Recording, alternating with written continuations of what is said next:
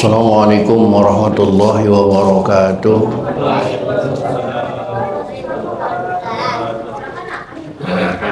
Alhamdulillahi rabbil alamin.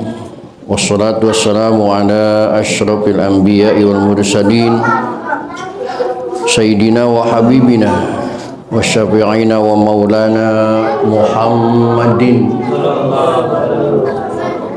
wa ala alihi wa ashabihi ajma'in. La hawla wa la quwwata illa billahil aliyyil azim. Amma ba'da. Qad qala ta'ala bi ayatihil karim. A'udzu billahi minasyaitonir rajim. Bismillahirrahmanirrahim. Wa ma khalaqtul jinna wal insa illa liya'budun. Shadaqallahul adzim. Bapak-bapak dan ibu-ibu, segenap pengurus dan jamaah Masjid Jami Al-Munawwarah, bil khusus yang hadir taklim pada malam ini, yang saya hormati dan yang saya muliakan. Mudah-mudahan dengan kehadiran kita di majlis taklim ini membuat kehidupan kita mendapat kemuliaan dari Allah Subhanahu wa taala. Amin. Puji serta syukur mari kita panjatkan kehadirat Allah. Salawat serta salam mari kita terus sanjungkan kehadiran Rasulullah Muhammad sallallahu alaihi wa alihi wasallam. Hadirin rahimakumullah, kajian kita pada malam ini melanjutkan metodologi fikih dengan kitab Fathul Qarib atau yang tayang di layar, yaitu kitab Tausyekh sebagai syarahnya. Malam ini di kitab yang Bapak pegang, yaitu di halaman 187. Halaman 187 baris kedua dari atas ada kalimat wa yughsalul mayyitu witron salasan au khamsan. Silakan dicari dan diperhatikan, dan kita buka saja taklim ini dengan sama-sama membaca Ummul Quran surah Fatihah. Seraya berharap kepada Allah Subhanahu wa taala semoga dengan asbab membaca Al-Fatihah Allah berkenan mengampuni dosa dan kesalahan yang pernah kita lakukan di masa lalu kita. Amin. Terutama untuk kedua orang tua kita, keluarga kita, saudara-saudara kita muslimin wal muslimat yang sebagian besar mereka sudah ada di alam barzah. Semoga diampuni semua dosa dan kesalahannya oleh Allah dan terima amal ibadahnya oleh Allah Subhanahu wa taala. Dan bagi kita yang masih hidup dengan niat akan selalu hadir di majlis taklim, semoga Allah berikan kepada kita panjang umur yang disertai dengan sehat walafiat, dihiasi dengan rizki yang jembar, dan keluarga kita menjadi keluarga yang soleh dan solehah semuanya. Bisa seperti Rasulullah wa barakati mu'alif hadal kitab wa bisiril Fatihah. A'udzubillahi minasyaitonirrajim. Bismillahirrahmanirrahim. Alhamdulillahi rabbil alamin. Arrahmanirrahim. Maliki yaumiddin. Iyyaka na'budu wa iyyaka nasta'in. Ihdinas siratal mustaqim. Siratal ladzina an'amta 'alaihim ghairil maghdubi 'alaihim waladdallin.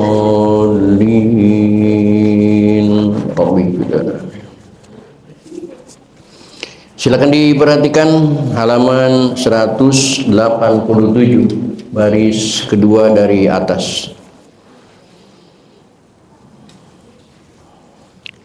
Bismillahirrahmanirrahim. Sebagaimana yang sudah kita ketahui bahwa kewajiban bagi kita yang masih hidup ketika berhadapan dengan saudara kita yang sudah meninggal,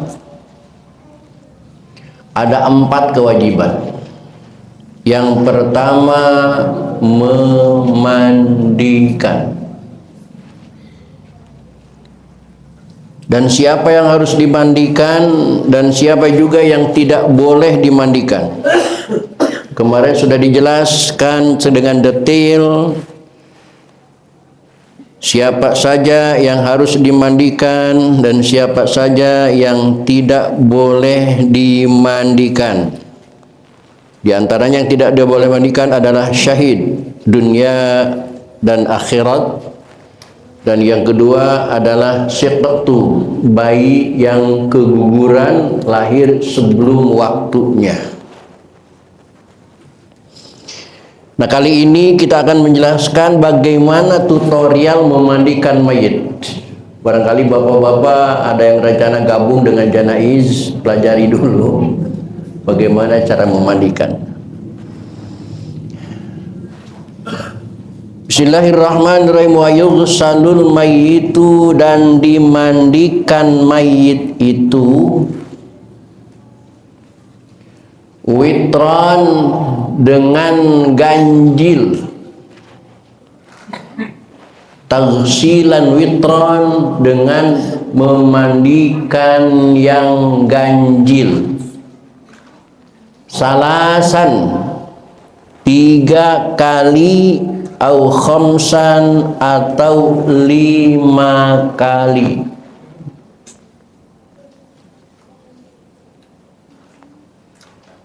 Memandikan mayit afdolnya dengan hitungan ganjil 3 atau 5. Prakteknya sebagaimana kita mandi sendiri. Ketika kita mandi sendiri pun itu sebenarnya prosesnya terdiri daripada 3 tahap. Pertama, kita masuk kamar mandi, buka pakaian, dibanjur seluruh tubuh pakai air, tidak pakai apa-apa. Kemudian ambil sabun, disabunin seluruh tubuh. Kemudian banjur lagi, nyalakan lagi showernya, sabun yang ada di badan selesai. Kemudian digosok-gosok, yang terakhir membersihkan, dibanjur lagi. Kita juga sebenarnya sudah 3. Itulah cara memandikan mayit yang benar. 3 kali, salasan, au khamsan, atau 5 kali. Mungkin ini mayitnya dekil banget ya, sampai harus 5 kali. Atau mungkin tidak pernah mandi waktu hidupnya ini. Bahkan di sini dikatakan au aksar min dalik, atau lebih daripada 5. Berarti maunya berapa? Kalau lebih daripada 5, 7. Karena hitungan ganjil. Lebih daripada 7, 9, habis air.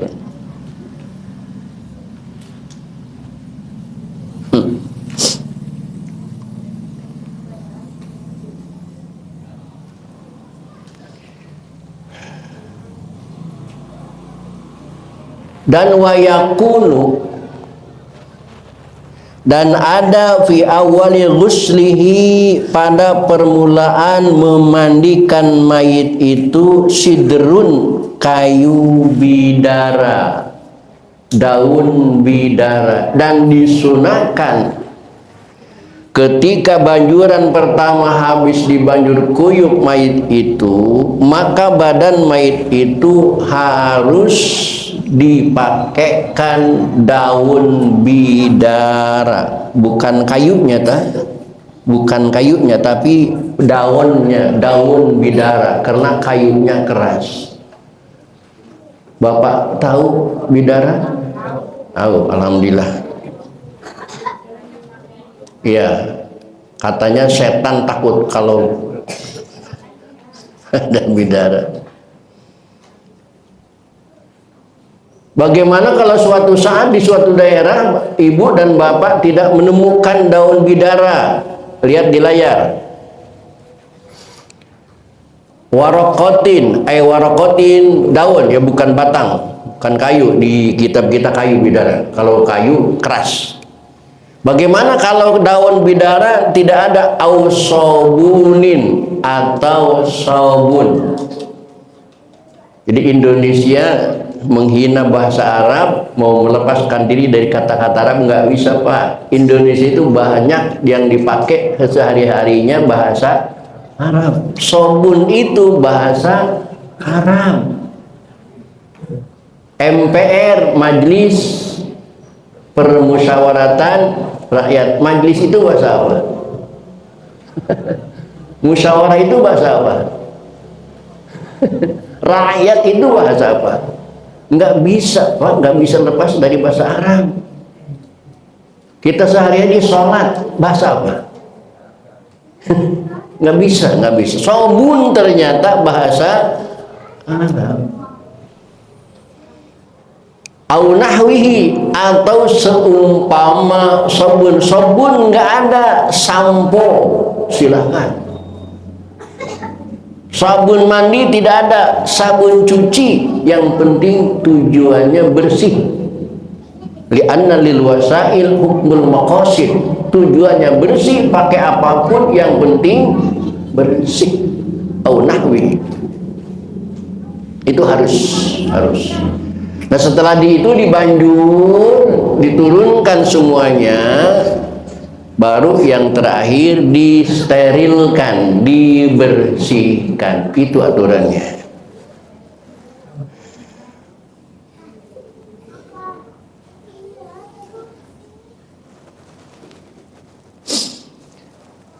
Ayusannu, yakni disunahkan, ayasta'ina, membuat bantuan, al-ghasilu, orang yang memandikan mayit itu, ya, fil ghuslatil ula, pada cucian yang pertama, min ghusalatil mayyiti, dari cucian mayit itu, bisidrin, dengan kayu bidara. Di sini kayu lagi, padahal bukan kayu yang dimaksud, itu daun.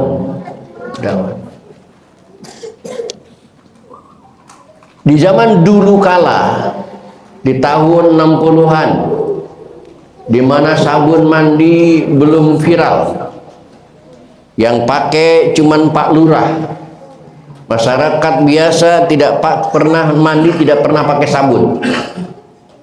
Bagaimana cara memandikan mayit? Kalau sidrin, daun bidara tidak ada, au khotmiyin, atau dengan memakai yang asem-asem, daun-daunan yang ada rasa asem, ada rasa pahit. Kalau di kampung biasanya dipakai pucuk kecapi, pucuk daun kecapi, atau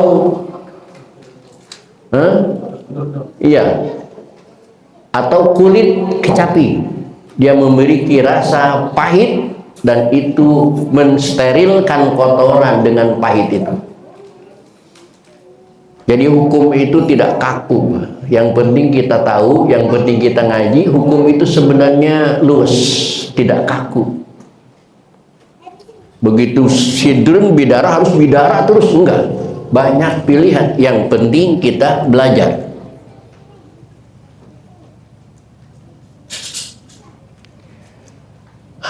Apalagi di sini dijelaskan, dilajar bikasril mimi, kalawan biskasril khai, dengan kasrahnya huruf kha, khitmiyin, wa huwa ma yugsalu bi ra'su, yaitu yang suka dipakai mencuci kepala.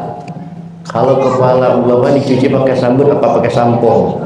Berarti di sini khitmiyin bisa juga bermakna sampo, silahkan kalau tidak ada bidara. Mayug salu bihi ra'su, benda yang suka mencuci, dipakai untuk mencuci kepala, kama sesahahi, sebagaimana yang ada kita di dalam kitab Sahih. Wa huwal bawiyah, kama apa Syekhuna Ahmad An-Nahrawi.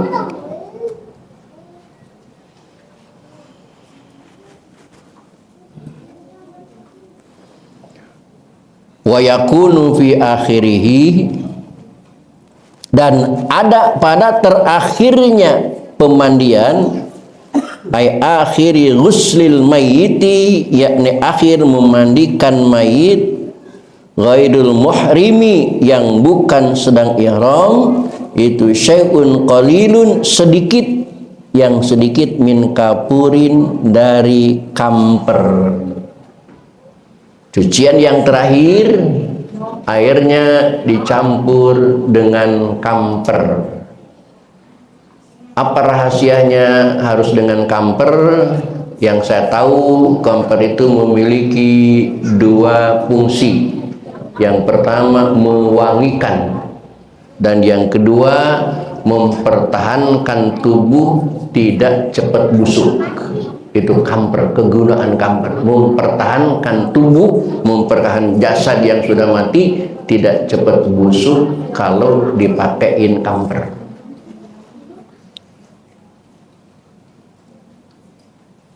Min kapurin. Malah kalau di kita dicampurin sama air ya, kamper itu dibobok dicampurin sama air, itu nggak apa-apa, yang penting pakai itu. Nah, kamper itu jumlahnya jangan terlalu banyak juga, karena aturannya bihaitsu la yughayyirul ma'a, sekira-kira yang tidak merubahkan air. Jadi cukup wangi saja, jangan terlalu banyak. Kalau sampai merubahkan air, berarti mandi yang ketiga itu tidak sah, karena mayit mandinya menggunakan air yang sudah mutaghayyir, sudah berubah baunya, sudah berubah sucinya.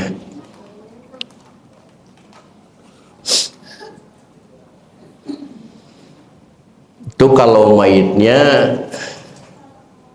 tidak bermasalah. Bagaimana kalau mayitnya selama hidupnya bikin jengkel masyarakat, memusuhi umat, tidak ada yang mau mandiin, tapi wajib dimandiin. Nah, caranya ini, wa'lam, dan ketahuilah anna aqalla ghuslil mayyiti, bahwasanya yang paling sedikit memandikan mayit itu takmimu badanihi bil ma'i, ialah meratakan badan mayit itu bil ma'i, dengan air marrotan wahidatan, satu kali saja. Kalau memang orang itu sering menyakiti masyarakat, maka cukup dimandikan satu kali banjuran saja.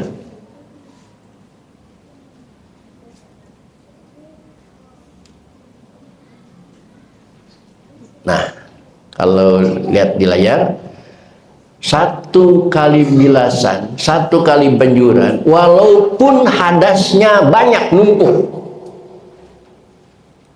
Kan orang meninggal juga wajib dimandikan, diadusin ya. Maka di sini kalimatnya guslu. Kalau bicara guslu dengan didomahkan urgin, itu berarti mandi wajib, mandi yang harus pakai niat. Tapi kalau baca guslu itu mencuci yang tidak pakai niat. Guslu itu mandi adus, berarti hadas. Hadasnya karena mati. Karena yang wajib dimandiin itu, yang wajib adus ada 6 diantaranya yang mati, wajib dimandiin, baru diadusin. Nah, kematian wajib diadusin. Kemudian linahwi junubin, dia juga punya hadas junub. Berarti hadasnya berapa? 2. Udah junub wa haidin, dia juga punya hadas haid. Berarti hadasnya ada 3. Cukup satu kali mandi. Jadi lagi-lagi saya udah jelaskan kemarin di sini ya. Ibu-ibu jangan minta sama ustadz yang betul mandiin, jangan ngomong-ngomong bahwa suami saya punya hadas junub, semalam main sama saya. Nggak usah malu-maluin. Nggak usah curhat, biarin aja. Karena satu kali mandi cukup untuk 3 kali junub. 3 kali kewajiban. Yang pertama junubnya karena meninggal, yang kedua junubnya karena suami istri, yang ketiga junubnya karena haid. Itu cukup 1 kali mandi.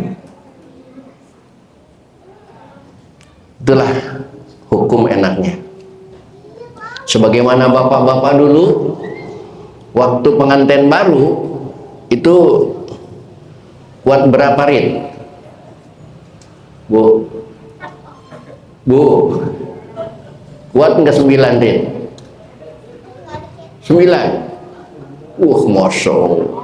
kenceng amat. Nah, 9 kali naik itu adusnya cukup 1 kali. Cukup. Jangan hitung-hitung 9 kali naik nanti adusnya 9 kali lecet diadusin.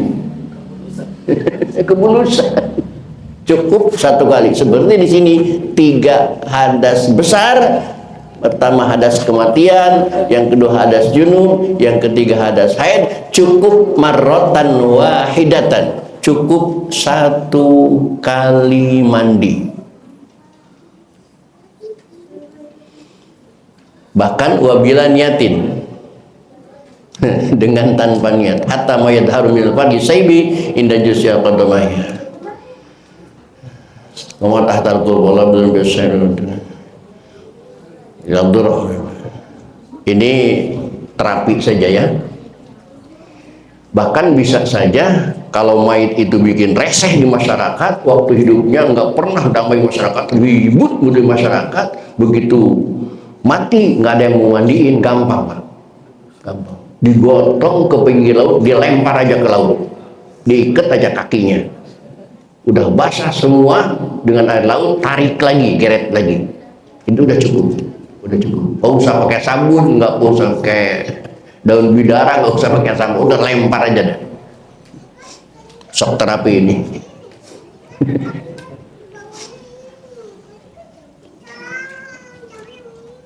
Tetapi wa amma akmaluhu, dan adapun kesempurnaannya memandikan itu famalkurun, maka itu diterangkan fil mabsutati, di dalam kitab mabsutat. Apa di dalam kitab mabsutat? Di kitab Bapak tidak ada, di kitab saya ada. Lihat di layar, di antaranya ayu salah fi khalwatin, dimandikan di tempat yang sepi, jangan ditonton. Ini anak-anak kalau orang mandiin mayit ribut pengen nonton, nggak boleh. Bi khalwatin, di tempat sepi. Kemudian wafi komisin balin ala murtapiin, dan di dalamnya, di luarnya harus pakai gamis, harus pakai tutup, harus pakai kain, jangan ditelanjangin bulat, ditutup pakai kain. Yang mandiin tangannya masuk di bawah kain untuk menggosok-gosok badannya, jangan ditelanjangin. Itu aturannya. Balin ala murtapiin bimain malihin baridin, mestinya memandikan itu jangan digeletakin di lantai, tapi harus ada mejanya. Di sini udah ada ya. Ya, udah, itu memang harus begitu. Tempatnya tempat yang tinggi. Jadi mayit itu enggak kerendam karena ngalir airnya. Bimain malihin, dengan air yang asin, baridin, dengan air yang adem, baridin, dan tidak asin, air biasa. Wa ayyalisahul ghasilu biribkin, dan yang memandikan itu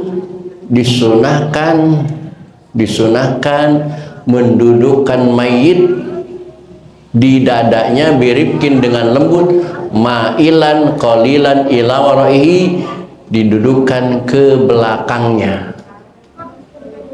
Aturannya. Kemudian wa yamuru yadahul yusra, dan melewatkan tangan yang memandikan yang kiri, ala batnihi, di atas perutnya mayit, bitahamulin yasirin, dengan tekanan yang sedikit keras, ma'atikrori, dengan dibulak-balik.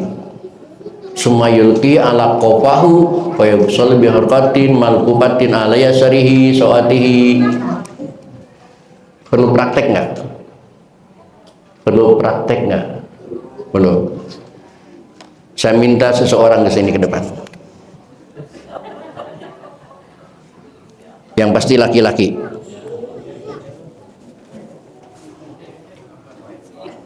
Sini. Jai, sini aja.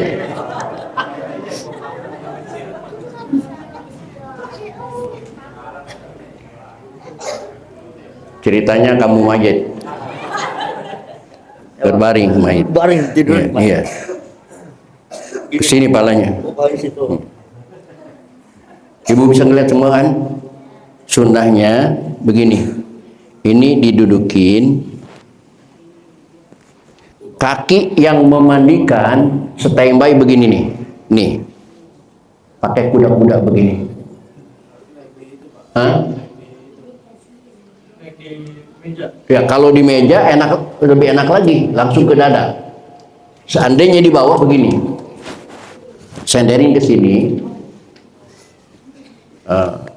Nih, ma'ilan ila waroki, senderin ke sini. Wa yadhu yamunahu ala katabi wa ibhamu ya tabarruki. Kemudian wa yamuru yadahul yusra, tangan kiri yang memandikan itu tekan ala batnihi, ke perutnya, bitahamulin yasirin, dengan sedikit tekanan. Enggak ke bawah, cuma di atas doang. Dengan sedikit tekanan, malik mentekroi, dibulak balik. Cuman pelan-pelan aja. Maksudnya supaya kotoran yang ada di dalam itu nanti keluar. Karena ada kisah, begitu digotong, kotorannya baru keluar. Begitu dibungkus, kotorannya baru keluar. Maka tidak diinginkan terjadi begitu. Caranya ketika memandikan, ini mayit didiam, mayit nggak mau didiam. Diulak balik, ditekan dengan pelan-pelan supaya kotorannya sampai keluar. Kemudian tangannya yang memandikan itu dilap, diganjel pakai sarung tangan. Terima kasih. Kalau di atas ranjang lebih enak lagi. Jadi didudukin, langsung disenderin ke dada. Tidak perlu pasang kuda-kuda. Lebih enak lagi. Tapi caranya seperti itu. Tekan perutnya pelan-pelan ke bawah supaya kotoran yang ada di perutnya itu keluar. Jangan sampai nanti ketika dibungkus baru kotorannya keluar.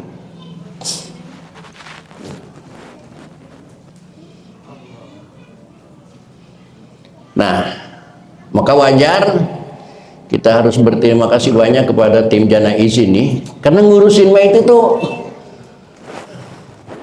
Nah, lihat deh.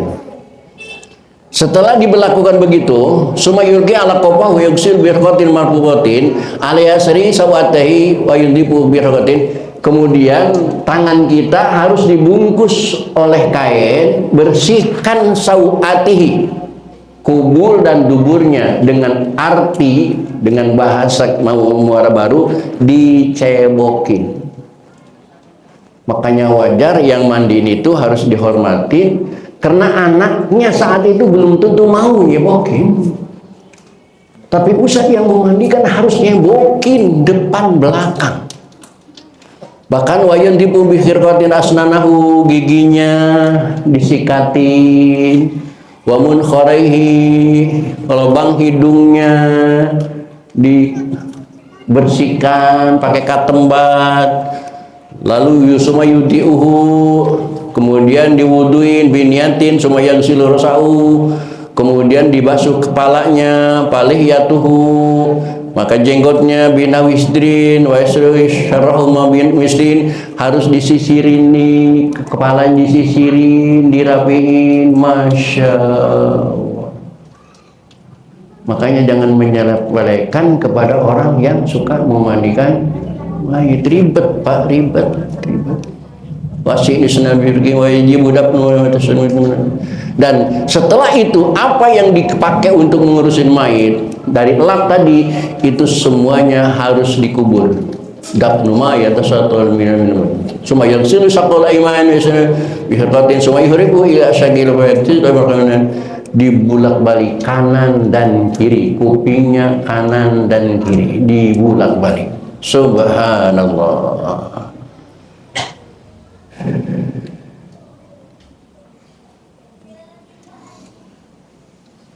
Nah, setelah selesai baru wayuk fanul mayitu, mayit itu harus dikafani.